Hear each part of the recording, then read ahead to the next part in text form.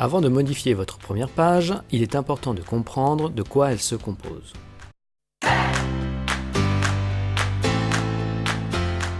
Avant de construire une maison, vous savez qu'elle se composera au moins d'un toit, de 4 murs et d'une porte. Pour une page web, c'est pareil, on retrouve toujours les mêmes éléments.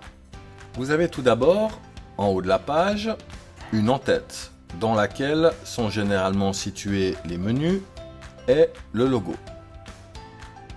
Puis le corps du site, et enfin le bas de page dans lequel on va placer les informations optionnelles comme des copyrights, des rappels de menus principaux, des conditions générales, les liens vers les réseaux sociaux, etc.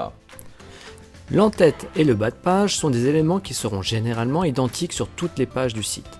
Cela veut dire que si vous changez votre logo de place, par exemple, il changera automatiquement sur toutes les pages.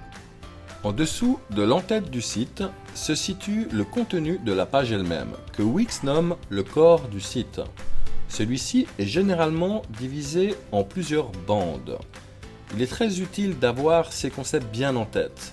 C'est cela qui va vous permettre de toujours garder votre site propre, car tous les sites sont construits sur cette même logique. Il y a une en-tête, un corps de site et un bas de page. Voyons le corps du site d'un peu plus près. Comme vous le voyez, il est divisé en plusieurs bandes.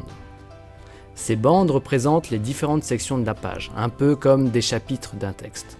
On va en effet utiliser plusieurs bandes pour séparer visuellement les types d'informations et donc amener le visiteur à comprendre facilement ce que l'on veut lui présenter.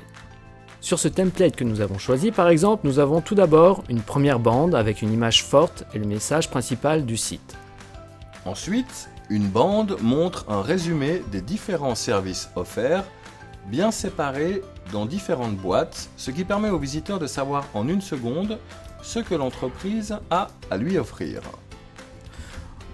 Ensuite, une bande à propos présente l'entreprise.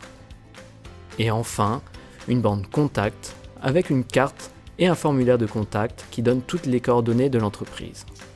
Ainsi, une personne qui viendra sur le site découvrira en un coup d'œil l'activité principale de l'entreprise, les services offerts, qui est l'entreprise et comment la contacter.